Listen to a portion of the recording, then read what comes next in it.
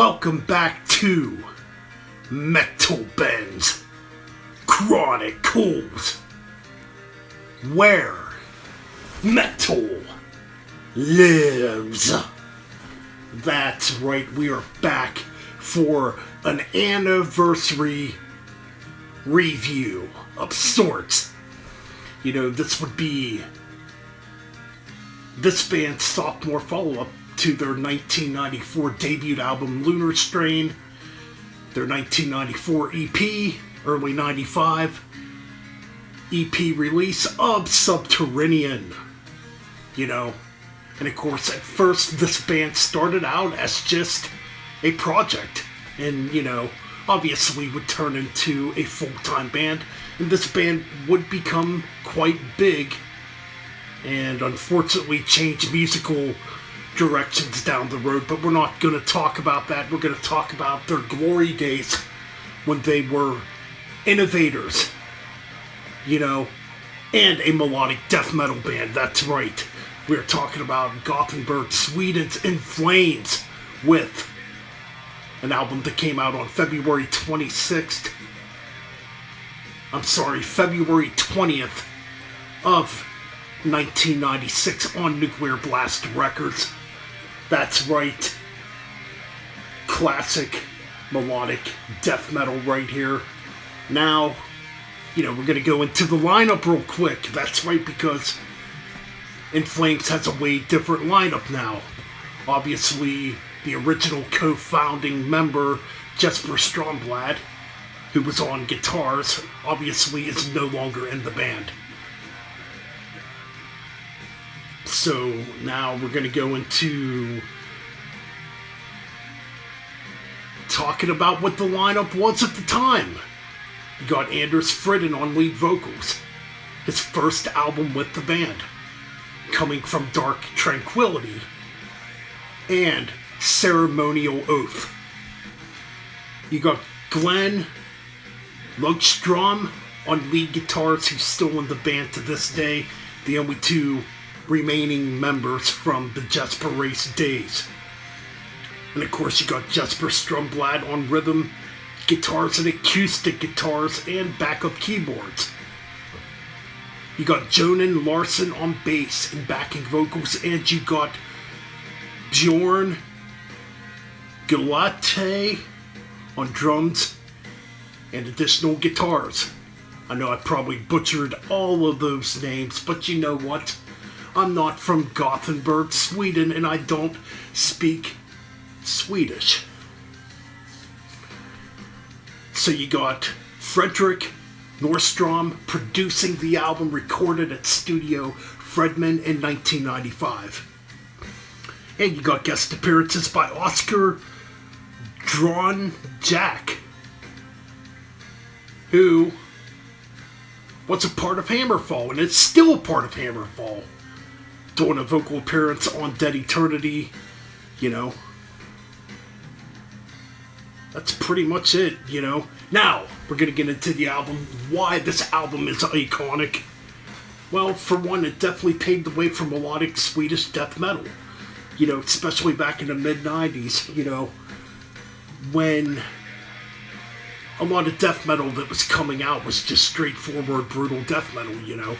And this was different, and you know, it did get a bad rap back then for having that more melodic edge to it, and having a more Iron Maiden twin harmonic guitar type of style going on, you know, with the addition of acoustic guitars, you know, keyboards. I think melodic death metal is a lot more, it's more, toned down compared to, you know, standard death metal. Like in a lot of melodic death metal, there's not blast beat, you know. You get a lot of thrash metal influences too, but you get that in death metal too, so, you know. And I think the vocals are different in melodic death metal too. They're a little bit more, almost black metal-like, you know, in a lot of bands. And you do get clean vocals too in a lot of melodic death metal. That's the difference between melodic death metal and standard death metal. Now, this album definitely paved the way, like I said. It's very influential, up there with bands like Dark Tranquility, you know, Soil Work, At the Gate, Nightingale, just to name a few, Dark Cane, you know. So yeah, you get 10 tracks. The album's very short too. It's only 40 minutes and 13 seconds long. Now, there's editions out there, you know, that have bonus tracks. You know, like the Black Ash Inheritance EP, which that's the version I have that I bought way back in 2002. So you know what, we're going to go through the track listings real quick and I'm going to tell you what I think. Moonshield opens up the album. It's a different opening type of track. You know, right away, it's very melodic. It's very folk sounding, you know. But it's a pretty cool opener. I mean, it's not the heaviest track to begin an album, definitely not. But you know, it's pretty good. It's real melodic. It's got some good acoustic guitar work, you know. And it just showcases a young band trying to do something different at the time. Then you get into the instrumental track, The Jester's Dance. Again, strangely more melodic, pretty Iron Maiden-like too. You know, it's got some great twin guitar work, you know, some melodic guitar lines in there, you know. It's a pretty cool instrumental. Then we speed it up, finally. You know, with Artifacts of Black Rain. That's right, this track's a little much heavier, you know. Now this track kind of has like influences of power metal too, to an extent. Musically, you know, of course the vocals obviously bring in that death metal influence, you know. It's a really good track. I think it's a very good track. Some great riffs in this track, some great twin guitar leads, you know, in this track. Excellent lead solos. I mean, it's a really, really strong, solid track. Graveland is next. A pretty aggressive track on here, pretty thrashy, you know. I really enjoy it too. It's got some great riffs, you know, what can I say? Lord Hypnosis, oh man, this is one of my favorites on here. Again, it's got some good riffs. Kind of similar to track 3, I like the middle breakdown part of this track, where it goes into a little melodic piece and then it has some brilliant harmonic guitars in the background. You know, really good stuff.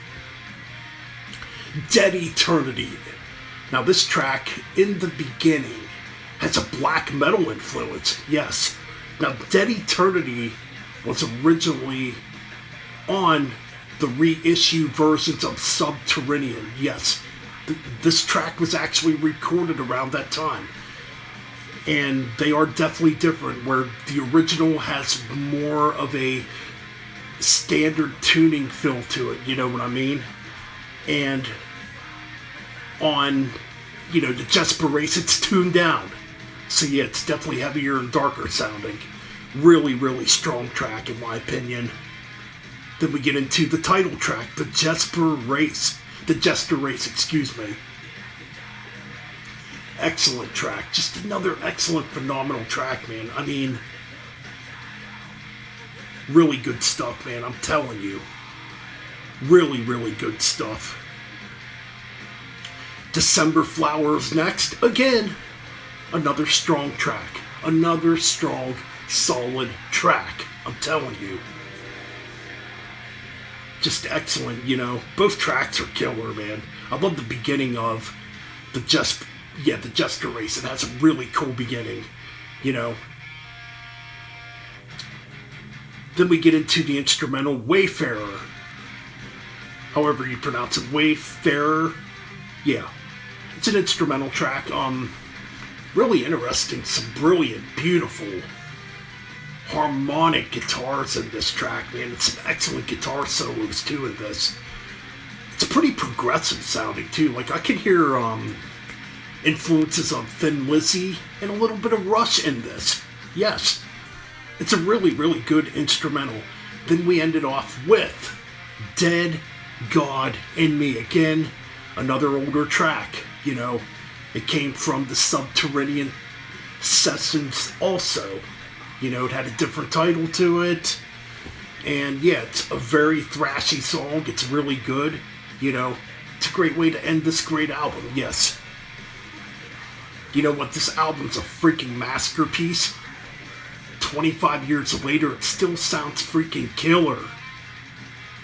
Yes, of course, this classic melodic death metal album gets a perfect 10 out of 10 score. It's a classic. It's influential for a reason, you know. And that's my score and my review of In Flames, the Jester Race. Now, coming up next on the channel, yes, we still got to do my Grave Digger collection video. That's coming up, and I pretty much made up my mind. I'm going to review Black Sabbath's 1983 album with Ann Gillan, Born Again, next on the Chronicles. So stay tuned, subscribe, hit the like button. Come on, man. Help get these videos out there. Because YouTube sure as hell ain't gonna put these videos out there. Anyways, keep it metal and keep it real. And remember one thing. That's right. Fuck cancel culture and don't be a jacktard. Peace.